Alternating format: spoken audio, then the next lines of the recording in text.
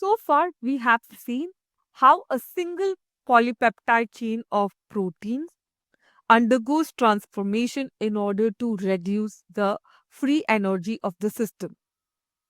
Now, suppose, let's say, proteins have multiple subunits present, multiple polypeptide chains.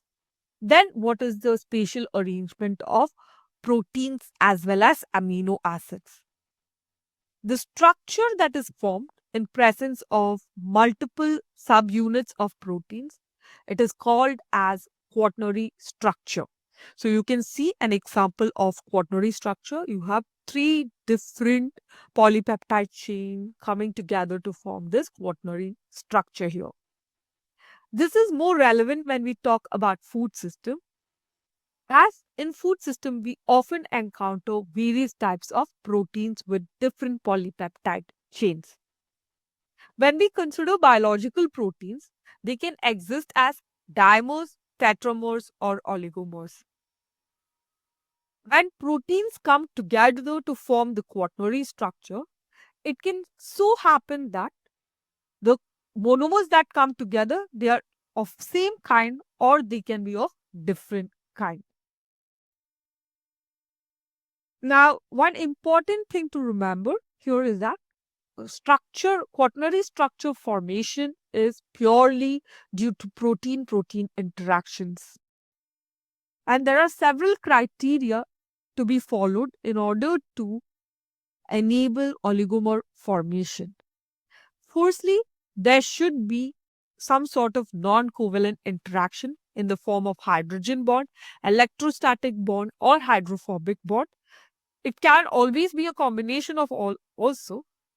The second vital consideration in this regard is how many hydrophobic residues are present within your protein system.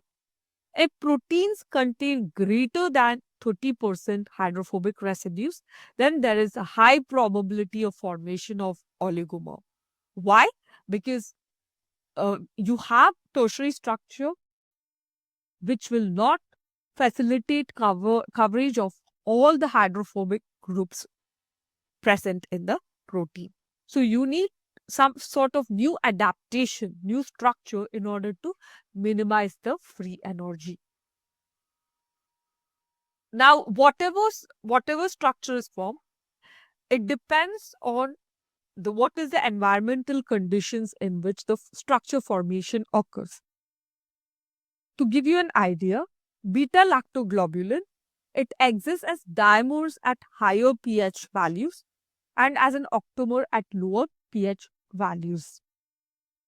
When we talk about quaternary structure in food science, we have cereal proteins exhibiting quaternary structure as they have greater than 35% hydrophobic residues.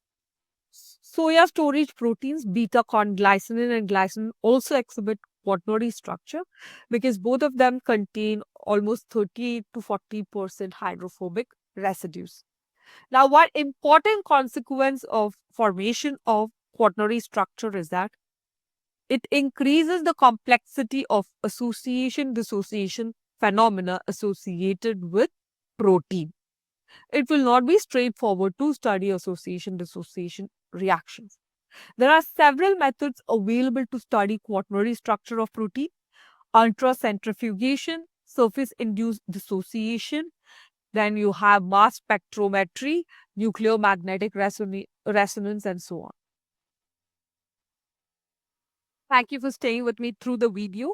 In case you have any queries, please feel free to put them in the comment section and I'll get back at the earliest.